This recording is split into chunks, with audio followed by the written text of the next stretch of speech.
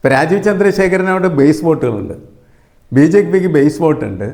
പക്ഷേ ആ base vote മുന്നിൽ വെച്ചുകൊണ്ട് ഈ തെരഞ്ഞെടുപ്പിൽ വിജയിക്കാനായിട്ടുള്ള സാധ്യത ഇല്ല എന്നുള്ളതാണ് ഏറ്റവും പ്രധാനപ്പെട്ട ഘടകം.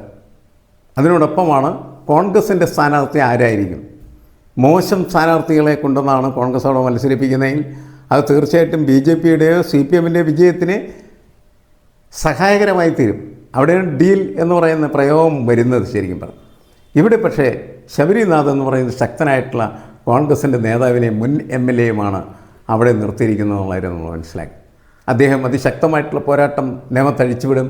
അതുകൊണ്ട് ത്രികോണ മത്സരത്തിൻ്റെ ഒരു സ്വഭാവ സവിശേഷതയുണ്ടാകും. അങ്ങനെ ഉണ്ടാകുന്ന സമയത്ത് പോലും ഒരു ചെറിയ എഡ്ജ് എന്ന് പറയുന്നത് ശിവൻകുട്ടിക്കാണ് എന്നുള്ള കാര്യത്തിൽ ഒരു തർക്കവുമില്ല.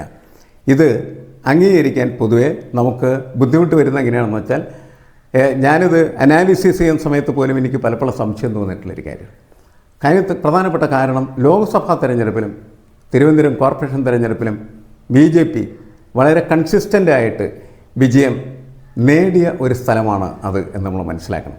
ആ കൺസിസ്റ്റൻ്റ് ആയിട്ടുള്ള അല്ലെങ്കിൽ കൺകറൻ്റായിട്ടുള്ള വിജയം ഉണ്ടായ ഒരു നിയോജക മണ്ഡലത്തിൽ നമുക്ക് ഈ നിയമസഭാ തെരഞ്ഞെടുപ്പിൽ ബി ജെ പി തോൽക്കാൻ സാധ്യതയുണ്ട് അല്ലെങ്കിൽ രണ്ടാമതായി പോകാൻ സാധ്യതയുണ്ട് എന്ന് പറയുന്നതിൽ ചെറിയ പ്രശ്നമുണ്ട്.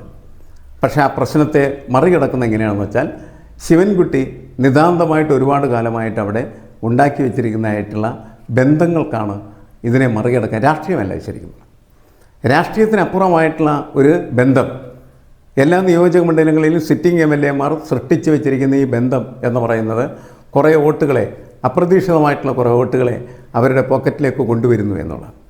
അങ്ങനെയുള്ള വോട്ടുകൾ ഒഴുകിയെത്തിയാൽ മാത്രമാണ് ശിവൻകുട്ടി വിജയിക്കുന്നത്. പക്ഷേ അത് എത്തും എന്ന് തന്നെയാണ് പൊതുവെ നമ്മൾ കണക്കാക്കുന്നത്.